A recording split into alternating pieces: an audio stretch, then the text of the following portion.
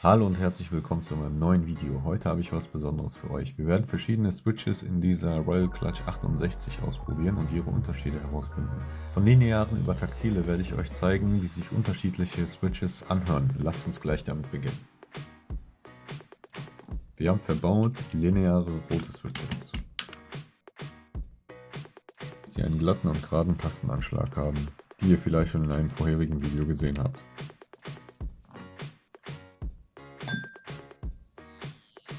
Von den taktilen Switches haben wir hier die Akku Jelly Purple. Diese sind Prelude. Dann haben wir von Red Dragon die Bullet QTs. Dann haben wir nochmal von Akku die Lavender Purples. Und zu guter Letzt haben wir die Casio Bobas U4T und das T steht für Thog. Jeder Switch-Typ hat, wie ihr wisst, seine eigenen Vor- und Nachteile. Wir werden gemeinsam herausfinden, welcher am besten zu euren Vorlieben passt. Zuerst ein Soundtest mit den roten Switches.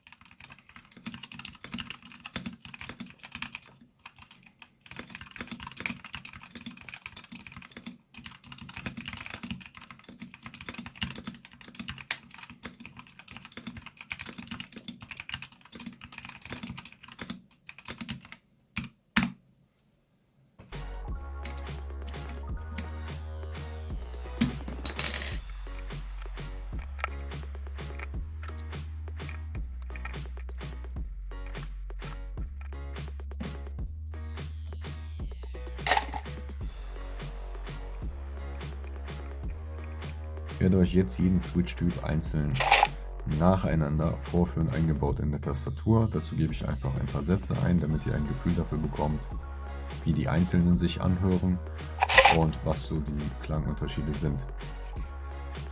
Machen wir mal weiter mit den Akku Jelly Purples, die gerade eingebaut sind.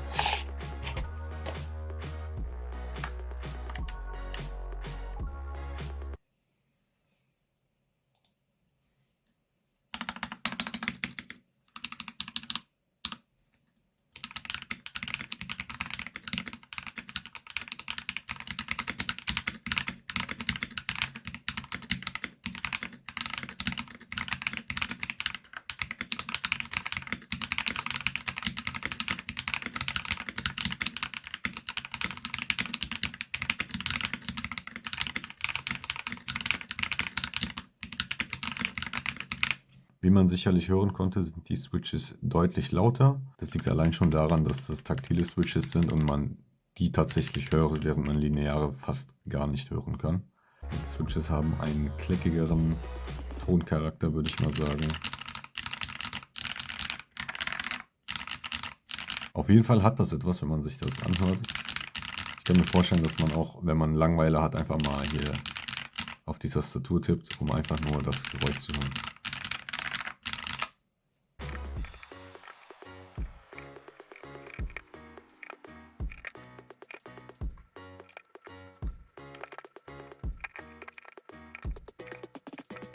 Kommen wir jetzt zur Red Dragons Bullet Q Serie.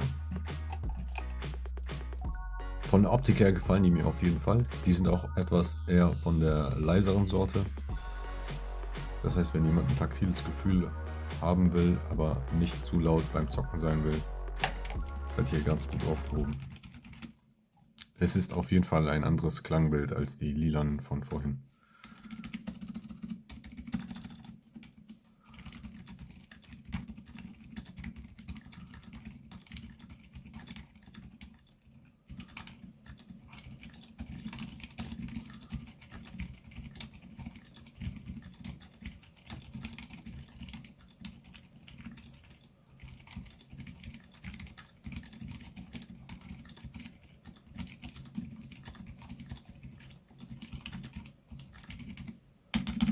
Wie findet ihr die Red Dragons? Ich finde die sehr interessant.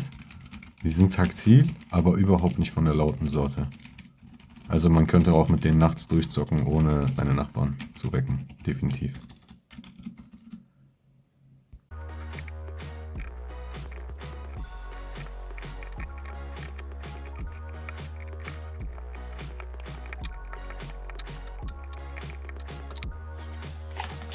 So, hier haben wir die Akku Jelly Purple Switches. Diese sind nicht geloopt, die anderen waren geloopt. Deswegen wird sich das ein wenig anders anhören. Wir hören mal rein.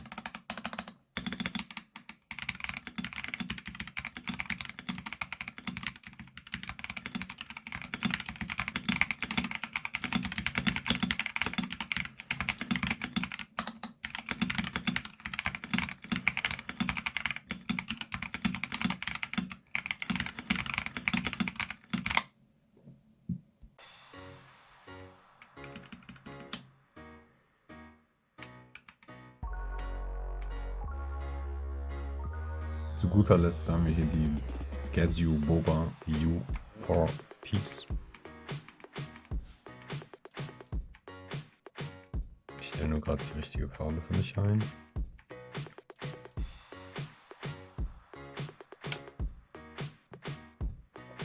Das ist sie nicht.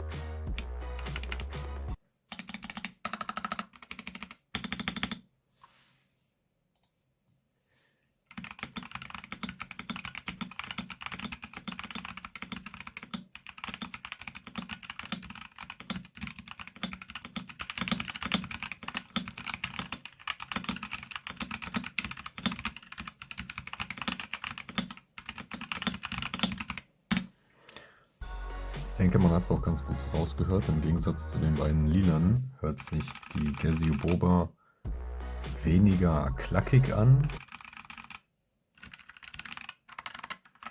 weniger Hall bzw. Nachklang und mehr Fog. Zumindest ist das, was die erreichen wollten. Ich finde es sehr angenehm. Die grünen von Red Dragon, die kann man nehmen, wenn man es leise haben möchte. Wenn man es laut, aber angenehm haben möchte, dann sucht man sich wirklich die von Akku aus, weil die blaue, ich habe gerade keine mehr, aber Clicky Switches sind echt unangenehm. Aber mir gefallen die Bobas sehr gut, was den Anschlag angeht, also den Federweg und auch den Sound. Abschließend möchte ich sagen, dass die Wahl des richtigen Switch-Typs eine persönliche Präferenz ist und davon abhängt, welche Art von Tippgefühl und Klang ihr bevorzugt.